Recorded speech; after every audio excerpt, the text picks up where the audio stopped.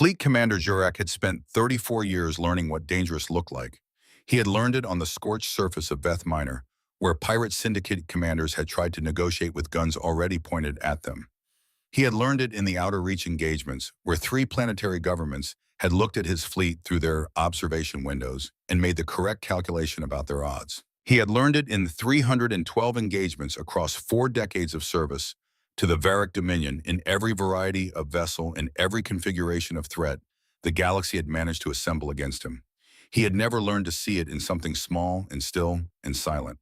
The vessel on his tactical display was 200 meters long. It sat in neutral space approximately 40,000 kilometers from the Dominion's territorial boundary, oriented at no particular angle relative to the local star, moving at a velocity consistent with unpowered drift. Its hull was pale and smooth in a way that felt almost organic, not the angular aggression of Varric warship construction, not the crude functional geometry of the primitive species they occasionally encountered at the outer edges of explored space. No visible weapons ports, no prominent sensor arrays, no identification broadcast on any frequency his communications array could reach, no response to hails across 12 standard bands. It was simply there, drifting. Confirmation sensor adept, Jurek said. His voice carried the particular quality of someone who had given orders for so long that comm had become structurally indistinguishable from command. Lyra's worked her interface with the focused precision of an officer who had already run the numbers twice and was running them a third time because the numbers were not behaving. Her antennae shifted against the cool blue light of the war room's holographic projections, processing data streams through her neural link in real time. Confirmed, Commander. Single vessel approximately 200 meters in length. Hull composition matches no configuration in our database. Mass to volume ratio is internally contradictory. The readings cancel each other. Energy output is minimal, barely sufficient for passive life support in basic systems. She paused. No active weapon signatures, no targeting locks, no response to hails on any frequency we carry. Dorvex's strategist stood at the far side of the tactical table with his claws resting motionless on the interface. He had the posture of a man who was thinking something he had not yet decided whether to say. "It's holding position," he said finally. "Not drifting. Holding." Jurek had noticed. The distinction mattered. True drift carried a vessel along the invisible gradients of local gravity, produced a slow rotation, followed the physics of inertia, with the indifferent compliance of an object that had no preference about where it ended up. This vessel was not doing any of that. Its orientation was maintained. Its position was held against the minor gravitational influences of the surrounding system with a precision that required active, if minimal, thrust. Ships did not hold position accidentally. "Visual scan," Jurek ordered. "Full magnification." The main display shifted.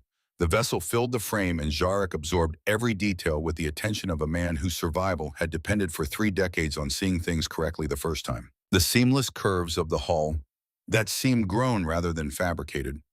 The complete absence of external weapons hardpoints. The faint geometric impression beneath the surface plating that suggested internal structure of unusual complexity, layered systems if he was reading it correctly, each one nested inside the next. And near what appeared to be the stern 5 characters in a script unlike anything in the translation matrix. Clean lines, deliberate spacing, not a distress marking, not a registry number, something else entirely. Hull spectral analysis, Lyra said, her scientific training pulling her toward the data despite whatever was making her antennae hold at that particular angle. Layered alloys with no record in any database we carry. The energy patterns underneath the baseline reading are unusual, Commander. There are dormant systems present, not offline in the sense of powered down, but inactive in a way I do not have precise language for. Like something in suspension rather than something switched off. She stopped, recalibrated her instruments, kept her voice professional with visible effort. The mass-to-volume contradiction persists. Either the vessel contains materials our sensors cannot properly classify, or there is something inside it that does not register as matter in any conventional sense. Irrelevant, Jurek said. He filed the anomaly in the part of his tactical mind that cataloged things requiring later attention and moved on. Deploy containment formation, standard cage, 6 heavy cruisers at the vertices, 30 frigates for the web, 10 corvettes at the perimeter. I want overlapping firing solutions on every axis and tractor beam projectors ready for immobilization on my order.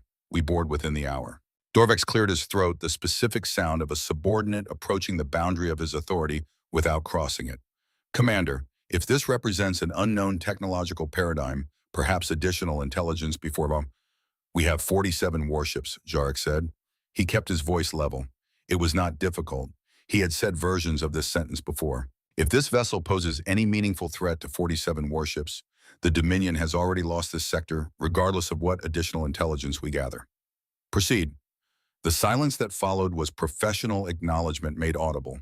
Across the fleet, 46 warships responded to the directive with the practiced precision of forces that had drilled this formation for years. 6 heavy cruisers moved to anchor the vertices, their condensed matter hulls catching the distant starlight as they repositioned enormous unhurried, carrying the particular confidence of vessels that had never needed to move quickly to accomplish their purpose. 30 frigates assembled into the interlocking web of overlapping fields of fire. 10 corvettes positioned at the perimeter engines ready waiting for any gap the target might attempt to exploit. It was textbook. 4,000 years of accumulated Varric tactical doctrine compressed into a geometric expression of overwhelming force. At the center of it, the small vessel continued to drift. Jarek monitored the formation through his neural link, experiencing the battlefield simultaneously from 12 perspectives. Every vector covered, every escape trajectory blocked. The intruder had nowhere to go, even if it abruptly developed the will to try. Range closing to 10,000 kilometers, Lyris reported. Formation stable, all vessels confirm weapons ready, and targeting locks achieved. Still no response to hails. None, the vessel has not altered course speed or energy output since we began approach. Tractor beam projectors powered to operational capacity. 6 heavy cruisers activated their graviton emitters simultaneously. Invisible beams of bent spacetime reached out toward the target, designed to lock it in place with force equivalent to a collapsing stellar gravity, well immovable and inescapable by any vessel the Dominion had ever encountered. The beams reached the vessel's hull and slid off, not deflected, not absorbed into a counter system, not repelled by any mechanism that registered on any instrument. The graviton projectors were functioning perfectly. Lyris confirmed this 3 times without being asked, but the vessel existed in a state that rendered them irrelevant, as though it occupied a slightly different layer of space than the one the beams were calibrated to interact with. Lyris, the beams are fully operational, Commander. They are simply not affecting the target. She ran her instruments again. Her antennae had stopped their processing movement and were now pressed at an angle Jarek recognized as something other than professional concentration. The vessel registers substantial mass on every scanner. It should be immovable. Our systems cannot find anything to grip. The war room was quiet in a way it had not been 30 seconds earlier. Jarek felt the first cold touch of something he declined to name. In 34 years of void combat, he had encountered ships that resisted tractor beams, heavily shielded vessels, ships with counter-graviton generators, experimental phase displacement craft that were theoretically capable of existing briefly outside conventional space. But those ships had all shown clear evidence of their countermeasures, energy, spikes, field signatures, detectable resistance. This vessel simply existed in a state that made the technology beside the point. Warning shot, he said. Plasma bolt, minimum yield across their bow, close enough to register on their sensors. Let them understand the nature of their situation. The frigate Claw of Ruin obeyed without hesitation. A lance of superheated plasma carrying temperatures that rivaled the core of a small star, bright enough to leave impressions on unshielded optics, fired across the void on a precise trajectory that would take it within 4 meters of the target's bow. A demonstration. Clinical, unmistakable, survivable. The plasma reached the vessel. 3 meters from the hull it stopped. Not slowed, not deflected along a new path. It ceased to be a weapon. The superheated matter converted instantly, completely, without any visible interaction with the surface, into harmless, visible light. A brief shimmer of prismatic color spread across the surrounding space colors that had no business existing in open vacuum, and then faded like the ghost of something that had once been dangerous and now was simply gone. The war room held 3 full seconds of absolute silence. Report, Jarek said. The plasma bolt encountered something we cannot detect, Commander. Lyris's voice had the over-precise quality of a person reporting data they do not believe. There was no energy spike from the vessel, no defensive system activation, no shield deployment of any kind. The plasma ceased to function as a weapon approximately 3 meters from the hull. She checked her instruments again and again. Our sensors show nothing at that location. No field, no barrier, no particle density. Our instruments record it as empty space. That is not possible. I am aware, Commander. I am reporting what happened. Jarek accessed the raw sensor data directly through his neural link, bypassing interpretation entirely to look at the numbers himself. She was right. Something had converted that plasma bolt at a specific distance from the hull. But the instruments assigned it no energy signature, no particle displacement, no gravitational distortion whatsoever. Whatever protected the vessel from his weapons registered on every scanner as absolute nothing. As though the laws of physics had simply decided that weapons could not exist within a certain proximity of that hull, and the universe had complied. He was still holding that thought when every screen in the war room changed simultaneously.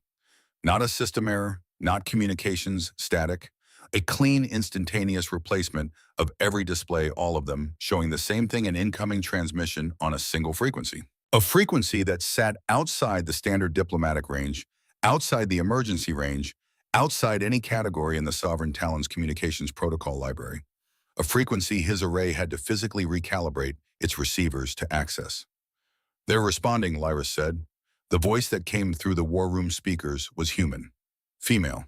It carried the particular unhurried quality of someone who understood her situation completely and found nothing in it that required urgency.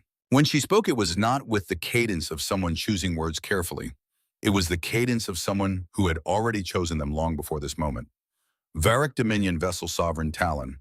This is Commander Sarah Voss of the United Human Systems Patrol Vessel Resolute. You are conducting military operations against a UHS vessel in neutral space. Your actions constitute an act of aggression under the Kepler Accords. I am authorized to inform you that you have one opportunity to withdraw your forces. A pause precisely calibrated to allow the statement to settle. This is not a negotiation. This is a courtesy. The war room remained still. 47 warships, one vessel 200 meters long, sitting at the center of a containment formation from which there was no escape route, and the human commander was offering him the opportunity to withdraw. "Patch me through," Jarek said. The channel opened. "Commander Voss, you are operating an unauthorized vessel in proximity to Varric Dominion-controlled space. You are surrounded by 47 warships with full targeting locks established. You are outnumbered, outgunned, and without any apparent means of defense. Your threats." "I haven't made any threats, Commander Jarek." She had used his name. Jarek's compound eyes refracted that impossibility into 1,000 fractured implications. The transmission had been text-only on a recalibrated frequency. There was nothing in the exchange so far that should have given his identity to an unknown vessel with no connection to Dominion databases. "I've stated a fact," Voss continued. "You have one opportunity to withdraw. I would recommend you take it." "How do you know my name?" Jarek said. The question left his mouth before he could assess whether asking it was tactically advisable. It was not. He asked it anyway because something in the quality of this encounter had begun eroding the part of him that managed such calculations. "Your flagship's transponder's signature is in our database," Voss said, "as are the signatures of all 46 vessels currently in your formation." A pause. "We have been monitoring your fleet's deployment patterns for the past 14 days. Did you really think we drifted into your containment formation by accident, Commander Jarek?" The war room's ambient sound, the perpetual soft hum of active systems, the background processing of dozens of instruments, the subtle movement of officers at their stations, all of it seemed to draw back as though the room itself was listening. Dorvex turned from his station. His claws were motionless on the interface. He was looking at Jarek with the expression of a man who has heard something and needs confirmation that he heard it correctly. 14 days. Jarek pulled up the fleet's operational logs and cross-referenced the timeline with the precision of a commander who needs to know if what he suspects is true. If the Resolute had been present in this sector for 14 days, it had observed the Sovereign Talon's complete sensor sweep schedule. It had mapped every patrol rotation. It had cataloged every response protocol, every formation drill, every maintenance window during which specific systems were temporarily reduced in capability. It had watched his fleet prepare the containment formation. It had watched the formation deploy. And then it had allowed itself to be found precisely where the formation would close around it, because it had spent 14 days learning exactly where that would be. "You positioned yourself deliberately," Jarek said, "not a question." "I'm stating that we were aware of your fleet's presence before you were aware of ours," Voss said. "The Resolute has been conducting deep space observation operations in this sector for 2 weeks. Your vessels are not as difficult to track as your tacticians appear to believe." The implications assembled in Jarek's mind with the cold mechanical precision of a tactical picture he had been reading incorrectly from the beginning. This was not a vessel caught by superior forces. This was a vessel that had chosen to be here with full knowledge of what here meant and had waited. Not trapped. Staged. Commander Lyra said, and the tremor in her voice was something Jarek had never heard from her before in any of their years of service together. I'm running a deep spectrum analysis on the vessel. Full range. She stopped. Rechecked. Her antennae went rigid. Commander, the dormant systems I detected earlier there are layers of them I did not initially report because the instruments were not calibrated to read that deep. The baseline energy output we have been observing is surface only. Underneath it, there are stacked systems in suspension, each one larger than the last. She looked up from her instruments. If those systems were to reach full operational capacity, the power generation would exceed our entire fleet's combined output by a factor of... She stopped again, checked her numbers a fourth time. By a factor of 12, Commander. The number moved through the war room like a change in atmospheric pressure, something that could be felt before it could be understood. That's not possible, Dorbeck said quietly. I am aware, Lyra said. And she sounded it completely a scientist, standing at the edge of a conceptual model that no longer describes the territory looking down. Jarek said nothing. He was looking at the display. At 47 ships in perfect formation. At one vessel 200 meters long, sitting at the center of that formation, without urgency, without aggression, carrying dormant systems that his fleet's best instruments were only now reaching the depth to detect. He thought about what it meant that the vessel had been watching his fleet for 14 days. He thought about what it meant that the tractor beams had found nothing to grip. He thought about what it meant that a warning shot had become light 3 meters from an unshielded hull. And he thought about what it meant that all of that was apparently surface, that the thing underneath was 12 times larger. One final hail, he ordered himself, because protocol required it, because the record would show he had followed procedure, because 34 years of command had built habits in him that functioned even when the mind running them was beginning to recalibrate everything it thought it knew. Commander Voss, 15 seconds to comply with standard surrender terms. Lyris transmitted it. The chronometer counted down. 15 seconds became 10, 10 became 5, 5 became 0. Commander Jarek, Voss's voice, unchanged. You have had 3 opportunities to withdraw. I want the record to reflect that because it matters not to this engagement, but to what follows it. You were warned, multiple times, by someone who understood exactly what she was warning you about. The briefest pause. I'm sorry you made this choice. The survival instinct that had carried Jarek through 312 engagements fired every signal it possessed. He ignored it. All ships, he said, and his voice crossed 47 vessels with the authority of a man who had never doubted himself. Full bombardment, every weapons system, maximum yield. Reduce that vessel to atoms. One moment of quiet. Then Voss's voice barely above a threshold, almost to herself. That was unfortunate. And then the Resolute woke up. Not with the visible charging of weapon systems. Not with the flare of maneuvering drives or the raised energy signature of shields engaging. It woke the way something wakes that has been waiting rather than sleeping. Not urgently, not dramatically, but with the thoroughness of a system completing a sequence. It had begun sometime before anyone on the outside thought to watch for it. The dormant layers Lyris had been cataloging with growing dread began to activate in cascade, one after another, patient, unhurried. Like a vast and intricate mechanism turning over for the first time in a long while, not because it had been startled into motion, but because the moment had arrived. The power readings on every instrument in the war room began to climb.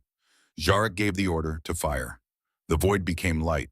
47 warships discharged every weapon system they possessed in the same moment. Plasma cannons that could boil the oceans off a medium-sized continent released their full charge. Kinetic accelerators hurled tungsten slugs at velocities approaching a meaningful fraction of light speed. Particle beams opened streams of structured annihilation through empty space. Missile pods disgorged their payloads in spiraling trajectories, each warhead carrying enough destructive potential to crack the crust of a rocky planet. It was 300 years of Varric military development concentrated into a single expression of overwhelming force. It was everything Jarek's fleet could do, deployed simultaneously at maximum output focused on one point in space. In the war room, tracking systems painted the converging weapons fire as thousands of red vectors on the tactical display, all of them terminating at the same coordinates. The mathematics of obliteration drawn in light on a screen. The first weapons reached their target. The plasma bolts hit an invisible boundary 3 meters from the hull and converted. Every joule of thermal and kinetic energy became visible. Light, harmless, scattered prismatic, spreading across the surrounding void in colors that had no business existing in open space, and then fading like something that had never been a threat. The kinetic slugs hit the same boundary and stopped. Not slowed, not deflected. Stopped with an absolute finality hanging in space for a fraction of a second, like frozen punctuation before dissolving into their component atoms without violence, without sound, without any of the impact physics that should have accompanied a collision of that magnitude. The particle beams encountered the boundary and bent curving away from the Resolute, with the graceful arc of light bending around an event horizon, dissipating into empty space, as though they had encountered something so much more fundamental than a shield that the concept of resistance did not apply. The missiles detonated early. Their proximity sensors registered contact with something that their programming insisted was not there. Fusion fire bloomed around the Resolute in a corona of miniature suns. For 15 seconds, that small, pale vessel sat at the absolute center of an apocalyptic display of destructive force sufficient to sterilize a world. Not one mark appeared on its hull. When the firing sequence ended, not because it had accomplished its purpose, but because ammunition capacitors needed to cycle, the Resolute was exactly where it had been. Unmarked, unchanged. Its systems running at whatever operational baseline it maintained. Patient, present. As though the 15 seconds had been the briefest of interruptions in whatever it had been attending to before. Damage assessment, Jarek said. He heard his own voice from somewhere that seemed slightly removed from where he was standing. No damage detected, Commander. Lyris's antennae were pressed flat against her cranium. The vessel never activated shields.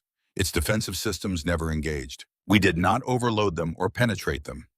She stopped, looked at her instruments, looked at them again. Commander, there are no shields. Our weapons did not encounter a defensive system. They encountered local physics, which had been changed. The war room held that sentence in silence for 3 seconds. Explain, Jarek said. The space immediately surrounding the Resolute operates under different physical laws than the space outside it, Lyris said, and her voice had the hollow precision of a scientist delivering a finding she has checked 4 times and cannot make go away. Our plasma bolts carried full energy to 3 meters from the hull, and at that point they did not impact a surface. The physical process by which plasma carries destructive energy ceased to function in that region of space. Our kinetic rounds did not impact anything. They encountered space that had been restructured to prevent the transfer of kinetic momentum. The beams did not deflect. They bent because, in that volume of space, they were obligated to. A pause. Commander, the vessel does not have a shield. It has somehow the ability to rewrite the physical law governing a region of space around itself. And whatever it writes, the universe obeys. Dorvik said very quietly, how do you fight an enemy whose defenses are not defenses, whose weapons are not weapons, whose technology operates above the level at which our technology functions? You don't, Jarek said. The words came from somewhere below his pride and his training and his 34 years, from the part of him that had learned a long time ago what dangerous actually looked like. That is the lesson. You do not fight them at all. The communication channel opened again. Commander Jarek, Voss's voice, still unchanged, still carrying nothing that resembles satisfaction. You were warned 3 times by someone who understood exactly what she was warning you about. Jarek said nothing. The power readings on his instruments continued to climb. The first thing Jarek understood in the silence after the firing sequence ended was that his fleet had not failed. That was the part that would not settle into anything manageable. Not the Resolute's survival. His instruments were confirming that with the patient indifference of systems that had no investment in whether the data was bearable. Not the complete failure of 300 years of Varric weapons development to mark a 200-meter patrol vessel. The part that would not resolve was more fundamental than any of that. His fleet had performed perfectly. Every system had functioned exactly as designed. Every weapon had fired with precision. Every targeting solution had been executed without error. The failure was not in anything his fleet had done. The failure was in the category of engagement itself. The assumption that what he was looking at was a thing that could be engaged. All vessels report status, Jarek said into the fleet-wide channel. 47 responses came back in the clipped professional cadence of crews whose training was still functioning, even as everything beneath it recalibrated. Ammunition capacitors cycling. Secondary systems nominal. No casualties. No damage to any Varric vessel from the exchange. No damage because nothing had come back at them. The Resolute had absorbed the full combined firepower of his fleet without returning a single shot. The communication channel shifted quality the way it does when someone on the other end has moved closer to their array. Commander Jarek, Voss said, I want to address your fleet directly. Jarek looked at Dorvex. Dorvex offered nothing useful because there was nothing useful to offer. Channel is open, Jarek said. Officers and crew of the Varric Dominion fleet, Voss said. Her voice carried the steadiness of someone who is simply saying what is true in the order it needs to be said. You have conducted yourselves with professionalism throughout this engagement. Your formation was precise. Your targeting was accurate. Your weapons functioned exactly as designed. A pause measured in fractions of a second. I want that noted because what I am about to tell you is not a criticism of your competence. It is a fact about your situation. You have one more opportunity to withdraw your fleet. If you do not take it, I will be required to engage defensive protocols that your vessels will not survive intact. Commander Jarek, this decision is yours. Jarek was quiet for 3 seconds. We outnumber you 47-1, he said. Yes, you do, she said. That number has not changed. Patrol vessels do not carry weapons capable of threatening fleet formations. You're absolutely correct, Voss said. The Resolute is not carrying weapons capable of threatening fleet formations. Something shifted in her voice by a degree so small it would have been inaudible to ears not trained over decades to listen for it. We're carrying weapons capable of neutralizing fleet formations. The distinction matters, Commander. Would you like a demonstration? The silence that followed was not the silence of men deciding. It was the silence of men who already knew the answer and were taking what time they had before they had to act on it.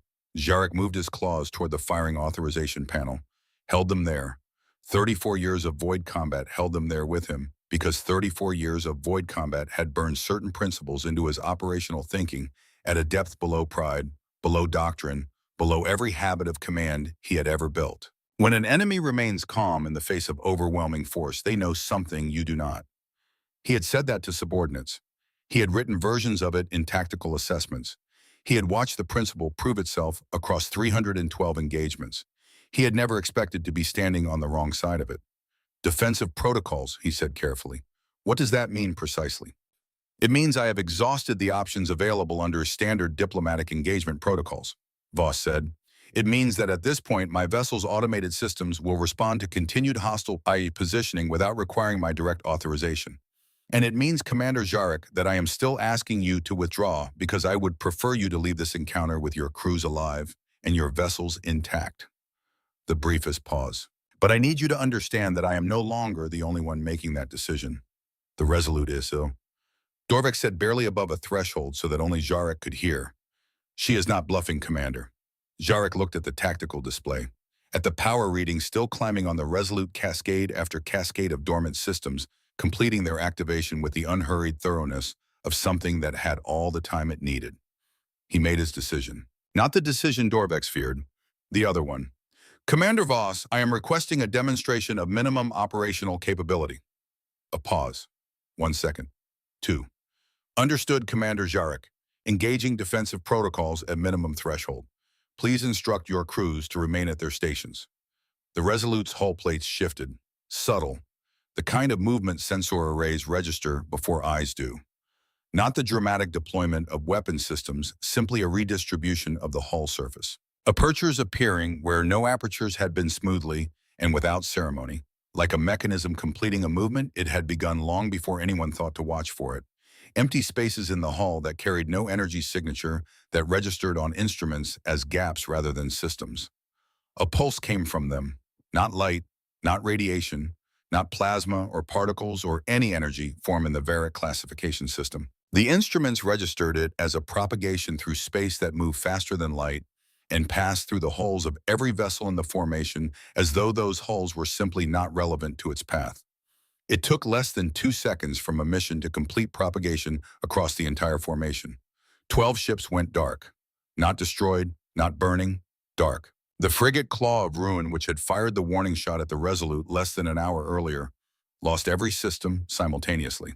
Drive weapons, life support communications, emergency backups, all of them failing in the same instant, without sequence, without the cascade failure pattern of a vessel sustaining damage.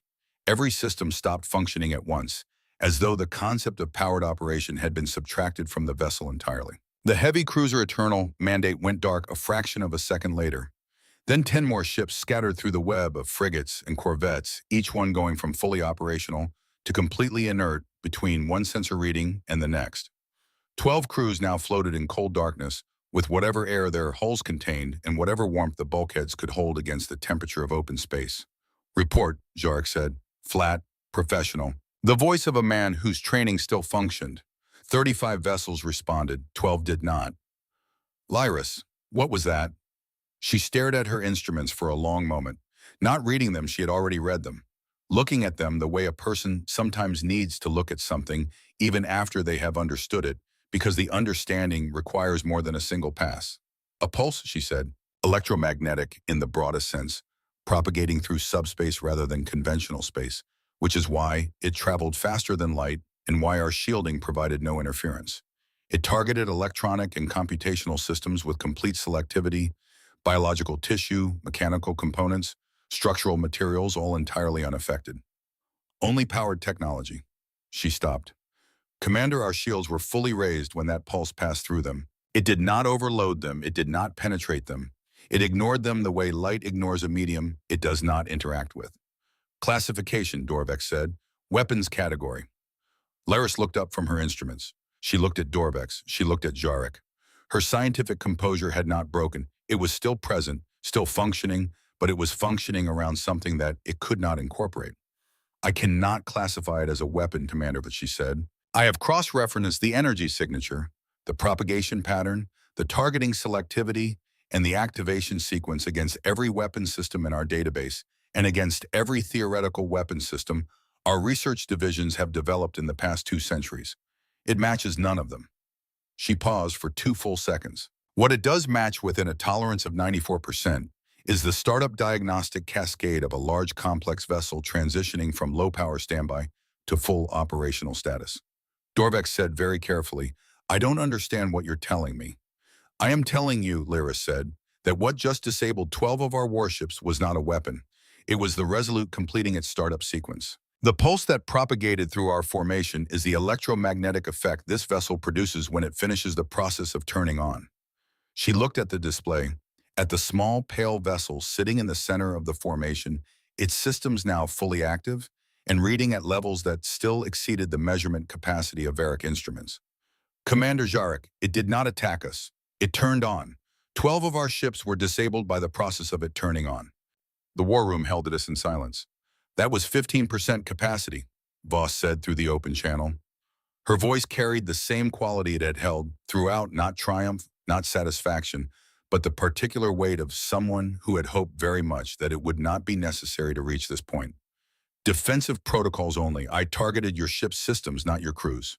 They are alive. You have approximately 6 hours to retrieve them before life support becomes critical."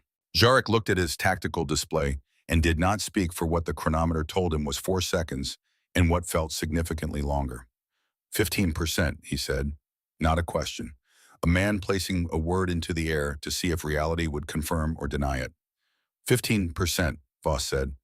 "I want to be precise about the distinction, Commander, because it matters. What you observed was not the Resolute's offensive capability. It was the automated response of a vessel that has been fired upon by 47 warships. The systems that handled your bombardment and disabled 12 of your vessels have not required my direct authorization since the moment you gave the order to fire." A pause. "The systems I have not activated are a different matter." Dorvex turned to Jarek with the expression of a man who has completed the calculation and found the result insupportable. Jarek was completing the same calculation. 15% of a power output that already exceeded their combined fleet generation by a factor of 12 deployed as a defensive startup function had neutralized 12 warships without apparent effort or intention. From the Resolute's operational perspective, it had been equivalent to a system clearing its own diagnostics before beginning actual work. The weapons Voss had not activated were what came after that. "Commander Voss." Jarek chose each word with the precision of a man who understands that what he says next will be recorded and analyzed and discussed for a very long time. "You claim this technology was developed independently, without assistance from precursor archives or recovered alien systems. Humanity developed faster than light travel 43 years ago," Voss said. "We have been exploring space for less than half a century. Every system on this vessel, every capability the Resolute has demonstrated today was designed by human engineers and built in human shipyards. This technology is ours. We made it. The pause that followed was not long, but it carried weight. And this Commander Jarek is what we equip our patrol vessels with. The number settled over the war room like a physical change in the environment. 43 years. The Varric Dominion had been spacefaring for 4,000 years. 4,000 years of accumulated knowledge of generational technological development, of incremental advancement compounded across centuries until it had produced a fleet capable of projecting force across this entire sector. 4,000 years to reach the level of capability his 47 warships represented. 43 years ago, humanity had not yet left its home system. "You're lying," Jarek said. He heard the statement leave his own mouth and recognized it immediately for what it was. Not a tactical position, not an assessment, but a reflex. The verbal equivalent of a hand reaching out to catch a fall. "I'm not," Voss said, "and I think some part of your tactical training is already telling you that." She was right.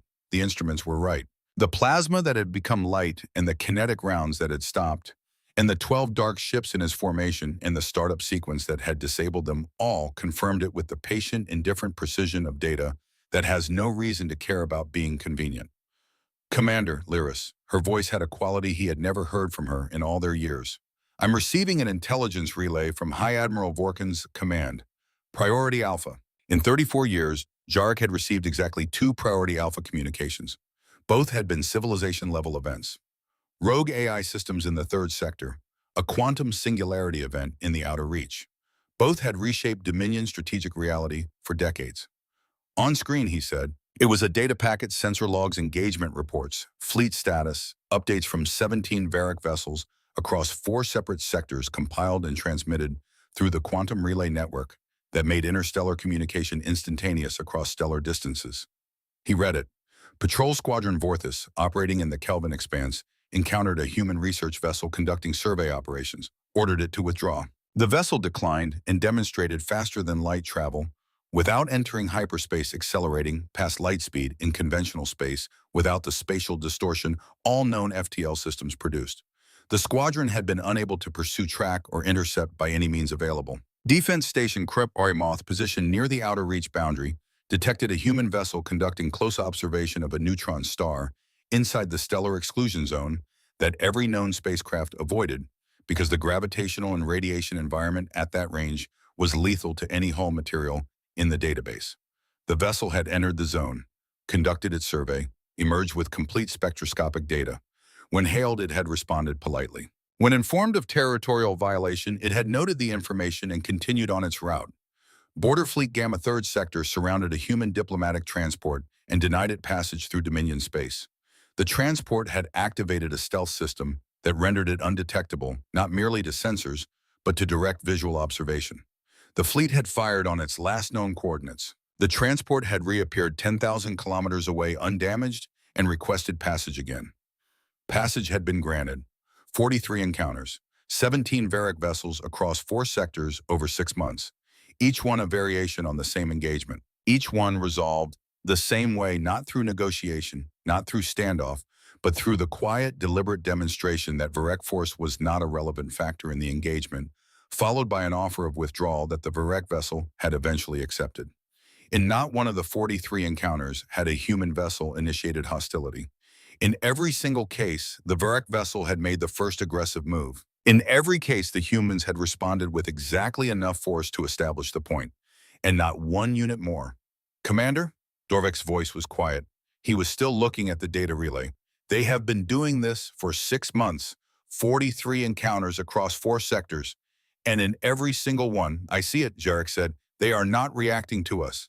They came out here knowing how we would respond, knowing what we would do at every stage. The Resolute did not drift into our formation by accident." He looked at Jarek. "None of this has been by accident. This is a policy." The word landed in the war room with the weight of something that reframes everything that has preceded it. A policy. Deliberate, sustained, institutional. 43 opportunities for a civilization with this capability to take what it wanted through force. 43 encounters that could have ended in conquest. Each one ending instead with a withdrawal offer and a living crew. They were being taught, not defeated, not made an example. Taught. With patience, with repetition, with exactly enough force to make the lesson land, and no more than that. The way you teach something that doesn't yet understand its position in a system it is newly part of. All ships, Jarek said, and he heard his own voice make the decision he had been refusing to acknowledge he was going to make. Stand down weapons. Prepare rescue formation. We are retrieving our disabled vessels and withdrawing from this sector. Across 35 ships, crews acknowledged. The formation that had been designed to make escape impossible began reconfiguring for recovery operations. Tow lines extended, docking ports opened, medical teams prepared for transfer. On the tactical display, the Resolute remained motionless in the center of what had been a kill box and was now simply a region of space where something had happened. It did not pursue, it did not hail them again. It held its position with the patience of something that was observing rather than threatening, watching 35 warships conduct rescue operations in the middle of a dissipating plasma cloud that should have been the evidence of an overwhelming victory. Jarek looked at it for a long moment. Then he began composing his message to High Admiral Vorkin. 3 sentences, 47 warships, 1 patrol vessel. The outer territories have a new power. He submitted it and turned back to the work of bringing his people home. The rescue took 4 hours and 17 minutes. Jarek watched from the command bridge rather than the war room because the war room was built for engagement, and what was happening now was not an engagement. 35 vessels moved through the space where 47 had held formation, less than 5 hours before extending tow lines to 12 dark ships ferrying crews through docking ports, running medical assessments on men and women who had spent the last several hours breathing recycled air in falling temperatures while they waited to find out if anyone was coming for them. The reports came back with the particular relief of bad news that has not reached its worst possibility. 17 cases of mild hypothermia, 3 cases of oxygen deprivation where emergency suit deployment had failed in the cold. Stress responses across every crew. The clinical designation for the experience of sitting in a dead ship in open space, understanding that your survival had temporarily become a function of someone else's decision about whether you warranted the effort. Everyone would recover. Jarek filed this and felt something he did not have an immediate classification for. Not relief exactly. Something in the same region.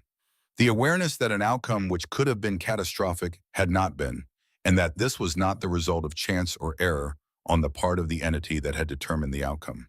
The targeting systems that had disabled 12 ships had already calculated before firing how long those ships could sustain their crews before retrieval became fatal.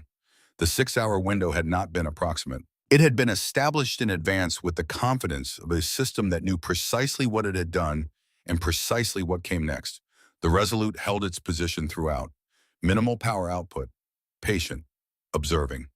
When the last disabled vessel was secured, Jarek opened the channel. Commander Voss, our rescue operations are complete. All crews accounted for. We are preparing to withdraw. I know, she said. I've been monitoring. He had assumed it. I have one question before we go. A pause. Ask it. He had been composing it for 4 hours, not the words were simple. What he had been composing was the willingness to ask. To admit by the act of asking that the answer was something he needed and did not have. Why, he said, did you not simply destroy us? The silence lasted long enough that he considered the possibility she had decided not to answer. Then, because your crews didn't make the decision to fire. They followed orders. That's a distinction we take seriously. He had not been expecting something that simple. He had prepared for strategic calculation deterrence theory, the calculated value of a living enemy carrying information home. He had not prepared for its simplicity. And me, Jarek said, I gave the order. Yes, you did. Then by that logic, you were operating within your understanding of a situation you didn't fully understand, Voss said. That's not the same as malice. It's a mistake. A pause, the length of a breath. Mistakes are correctable. Destruction isn't. Jarek stood with that. We will withdraw now. Safe travels, Commander Jarek, she said. I hope the next time our civilizations speak, it's across a table. The channel closed. He gave the withdrawal coordinates. The Sovereign Talon's drives came online. Around it, 35 vessels oriented for the 16-hour journey back into Dominion space. 12 of them dark and under the fleet moving at the speed of its most damaged component. Jarek spent the transit at his station reading the intelligence relay from Vorkon's command in different configurations, as though a new arrangement of the same facts might produce a more manageable conclusion. It did not. The facts were consistent regardless of order. 6 months, 43 encounters. The same policy held without exception across 43 different commanders making real-time decisions under fire. He thought about the institutional discipline that required, the number of ways it could have broken, the number of moments where the human commander on the other end could have escalated and been justified by any conventional measure. None of them had. He was 3 hours from the Dominion boundary when the classified intelligence assessment from Vorkin's Advanced Analysis Division arrived. Maximum encryption. Eyes only. Jarek took it to his private chamber and read it twice. His analysts had spent the transit period reverse engineering every aspect of the engagement. Hull composition estimates, weapons system inference, defensive field topology. And buried at the end of the assessment, flagged with a priority marker that indicated the analyst who wrote it understood its significance of finding about the Resolute startup sequence. In the 4 seconds between Jarek's order to fire and the moment the Resolute completed its activation cascade, there had been a window.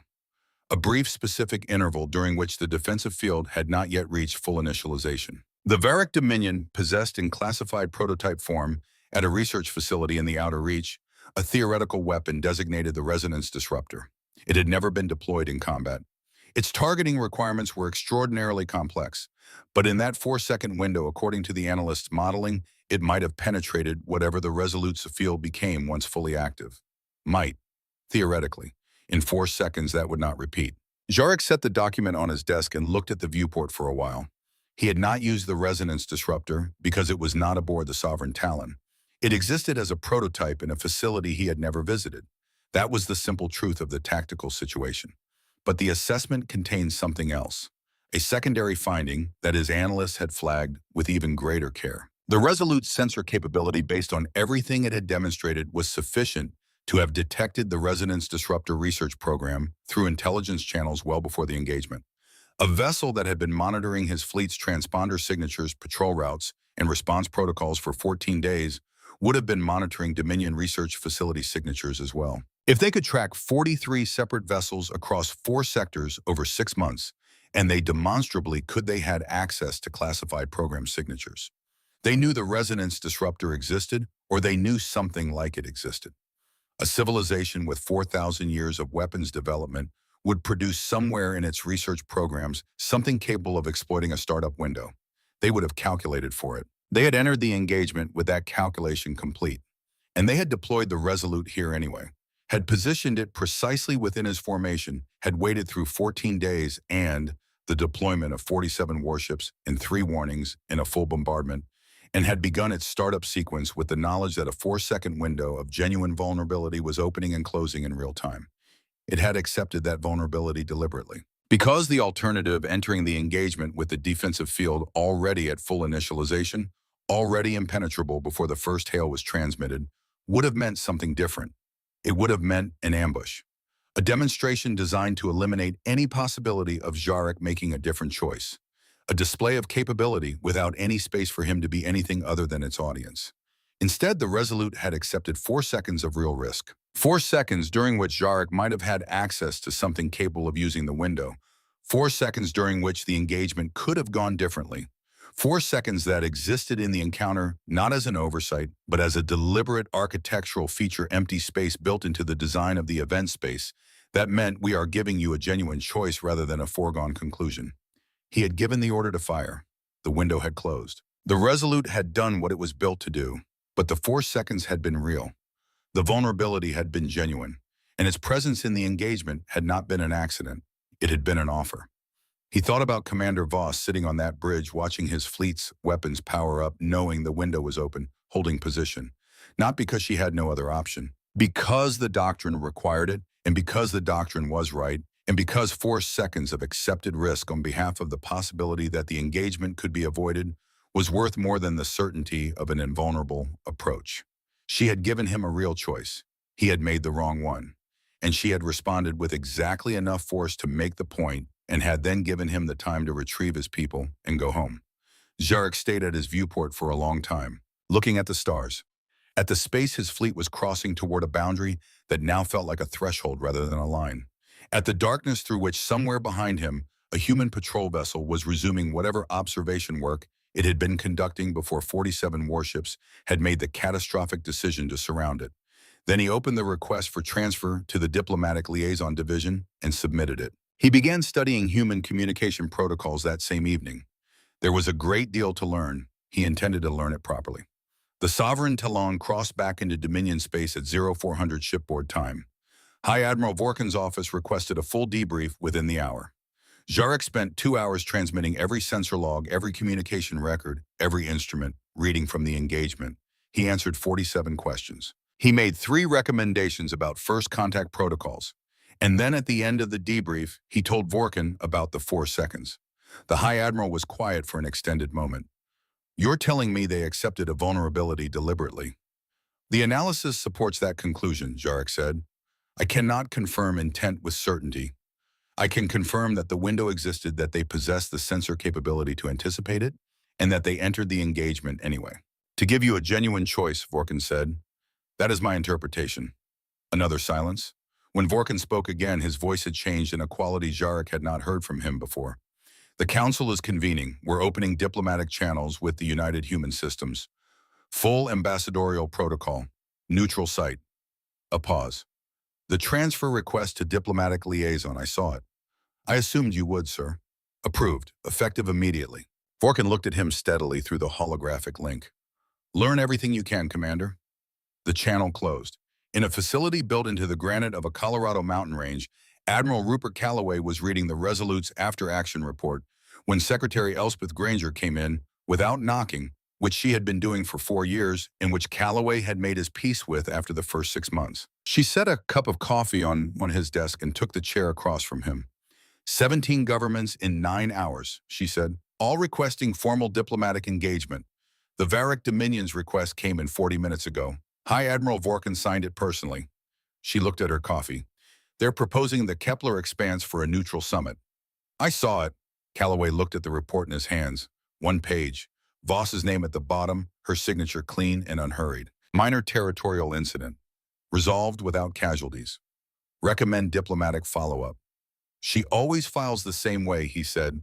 "Every single report, same format, same tone. She disabled 12 warships. With a startup diagnostic." He set the report down. "The doctrine held Elspeth. 43 encounters, 6 months, not one escalation beyond what was necessary. That does not happen by accident." Granger looked at him carefully. "Vorkin's technical assessment came through our intelligence channel an hour ago. Their analysts found the 4-second window.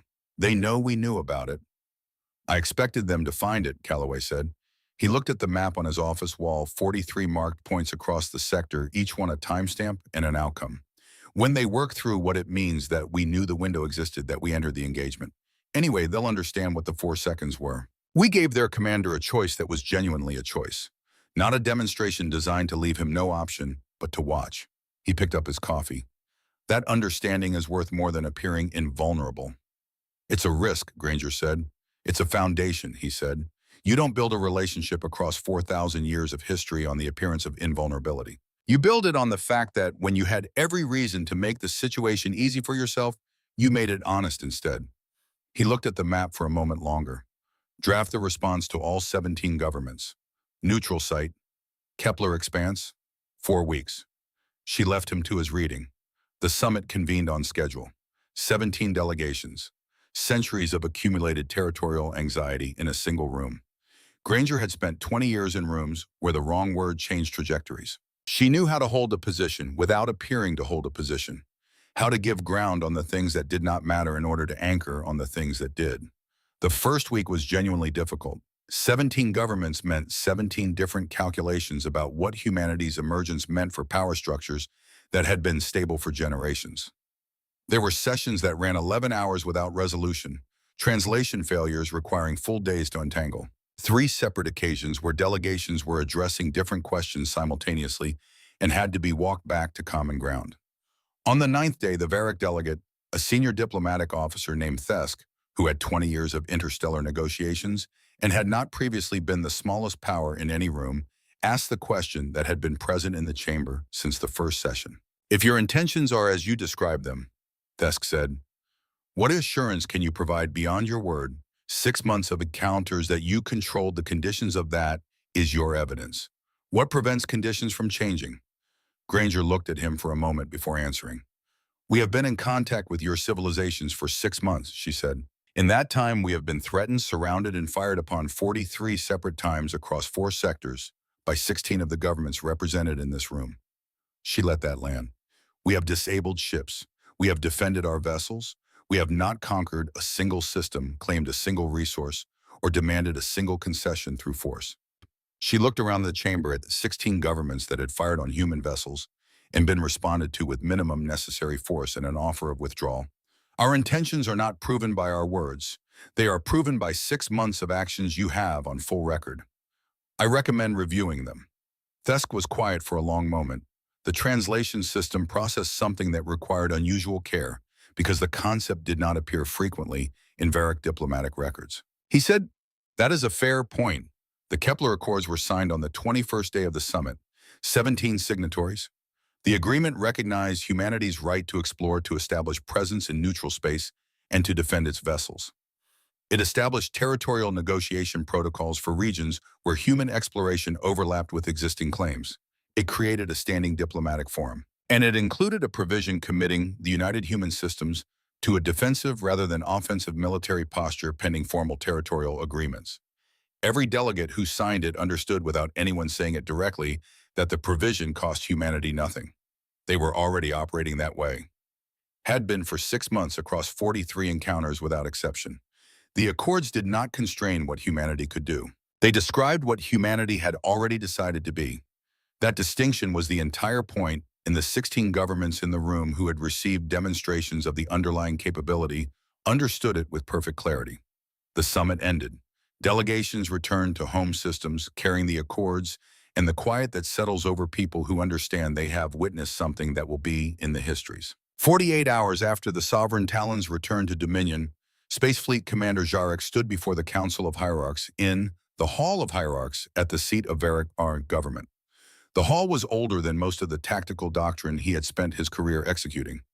Its walls had absorbed 4,000 years of strategic decisions, declarations of expansion, the formal acknowledgement of civilizations that had surrendered to Dominion force. It had not absorbed anything like what Jarek was about to put into it. He delivered his report with the precision of a man who has had 48 hours to arrange facts into the most honest sequence he can construct. He showed the censor logs without editorial. He played the communications transcript in full. He presented Lyris's instrument readings with all annotations. He displayed the intelligence relay from 43 encounters across 4 sectors, noting the pattern, the consistency, and the single fact that underlay all of it in not one case had a human vessel made the first hostile move. The Hierarchs watched the footage of 47 warships discharging every weapon system at a 200-meter vessel that converted the energy into light. They watched 12 ships go dark. They watched Jarek's fleet conduct rescue operations while the Resolute observed from the position that was no longer a kill box. When the presentation was complete, Hierarch Valdros, eldest of the council, said, "You are recommending engagement with this species from a position of acknowledged inferiority." "I am recommending engagement from a position of reality," Jarek said. "The inferiority is not a recommendation. It is a fact that exists regardless of what we call it." Valdros studied him with the compound eyes of a creature that had lived long enough to have seen certainty fail more than once. "You believe they could have destroyed your fleet. I believe the Resolute could have disabled my entire fleet simultaneously at any point after it completed its activation sequence," Jarek said. "I believe the 12 vessels it disabled were disabled as a demonstration of minimum operational response, not maximum capability. I believe the 6-hour retrieval window was calculated before the pulse was fired, and that the targeting of systems rather than crews was deliberate and designed." He paused. "And I believe there is something more important than all of that which I want this council to understand." He told them about the 4 seconds. He told them about the resonance disruptor assessment, about the window, about the conclusion that the Resolute had entered the engagement with the window's existence already calculated, that it had accepted 4 seconds of genuine vulnerability because the alternative, an impenetrable approach that gave him no real choice, was contrary to the purpose of the encounter. "They gave me a real choice," Jarek said. "Not the appearance of a choice while removing the possibility of exercising it. A genuine 4-second interval during which the engagement could have gone differently, accepted deliberately by a commander who understood the risk and accepted it on behalf of the principle that an honest encounter is worth more than a certain one." The hall was very quiet. "I made the wrong choice," Jarek said. "They responded with the minimum force necessary. They then gave me the time to retrieve my crews and withdraw with my people alive. He looked at the full council. The question before this assembly is not whether humanity is powerful. We have proof beyond reasonable challenge.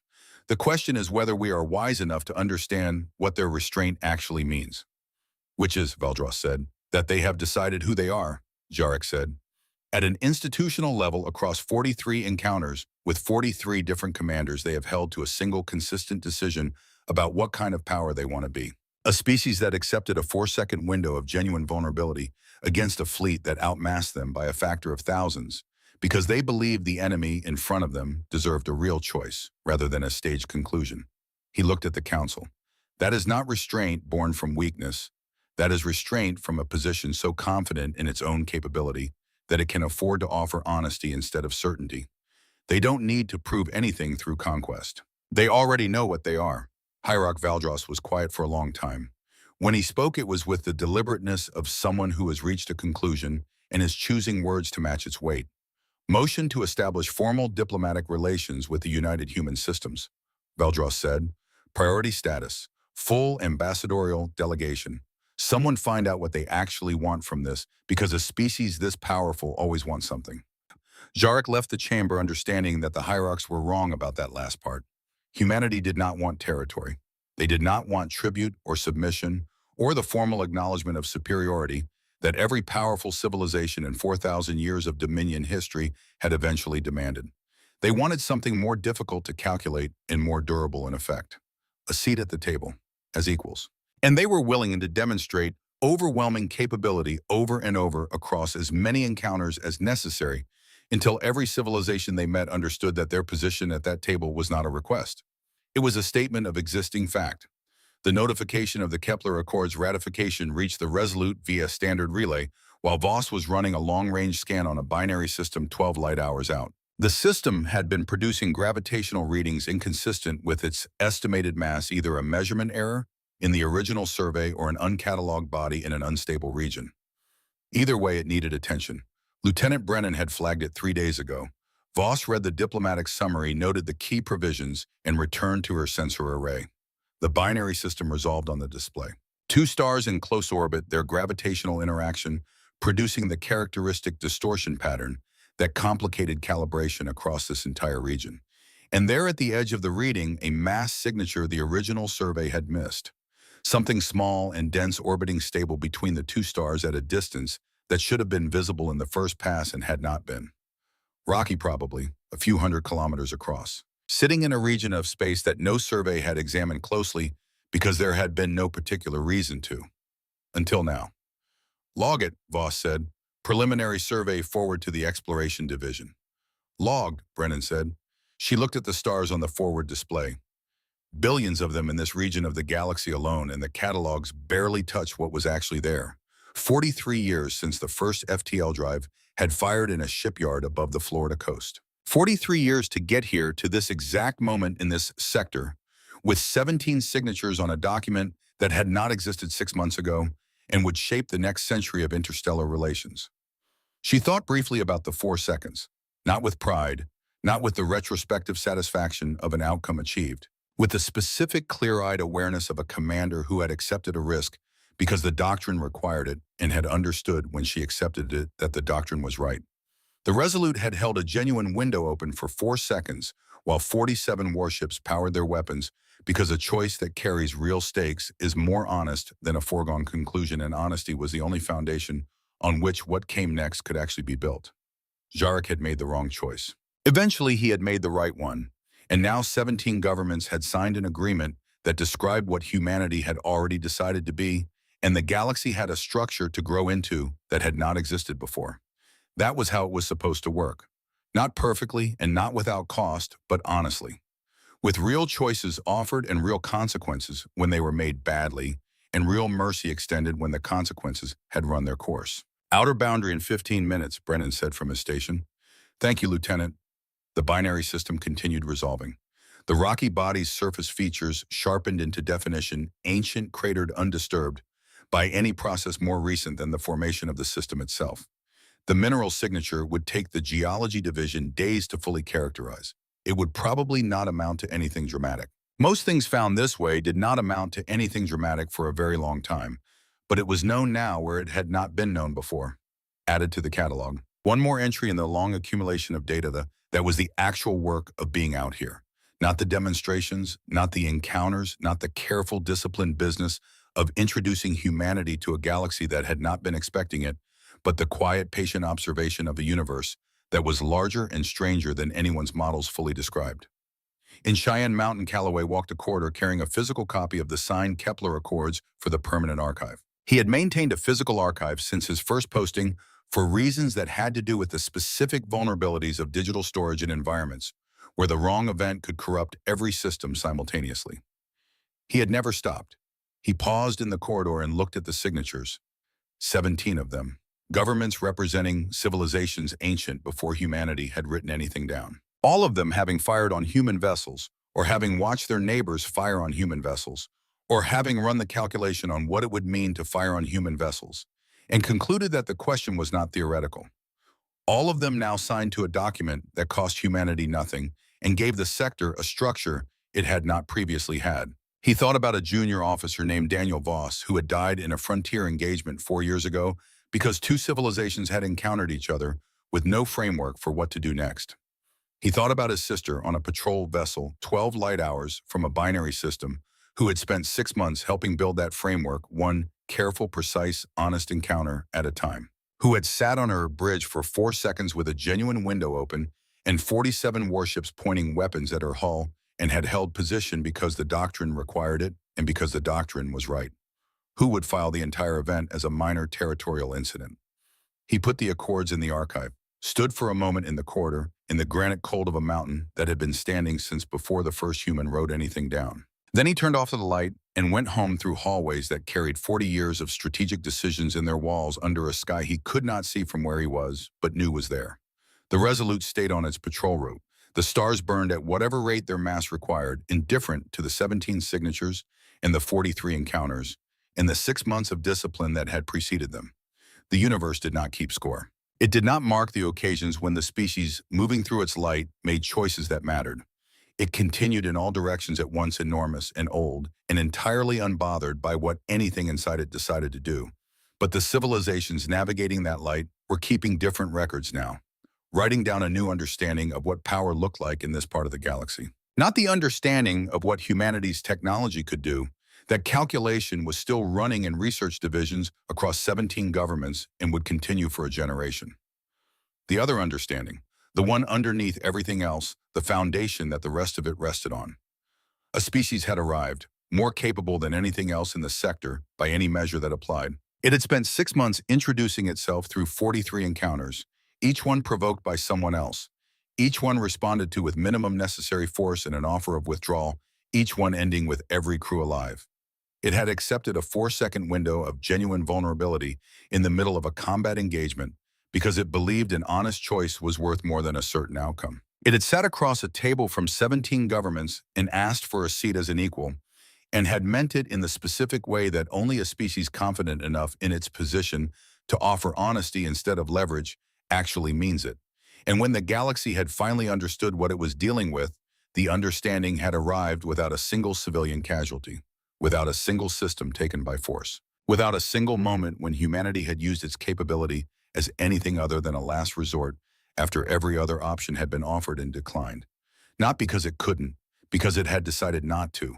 That was the doctrine, not the technology, not the weapons that rewrote local physics and disabled warships with a startup sequence. The decision made once at an institutional level and held to, without exception, across 6 months and 43 encounters in 4 seconds of real risk accepted on behalf of a principle.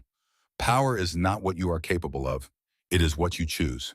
In the Kepler expanse on a 200-meter patrol vessel, running a preliminary survey on a rocky body in a binary system, Commander Sarah Voss filed her data with the same professional brevity she brought to everything. Logged, forwarded. Done, Brennan said. Same sector next rotation, Commander. Voss looked at the stars on the forward display. Same sector, she said. The Resolute moved on through the dark. The work continued. It always had, it always would. The catalog was incomplete. The sector was vast, and somewhere in the distance, billions of stars were waiting to be looked at properly for the first time. That was enough. That was the whole point. That was why they had come out here.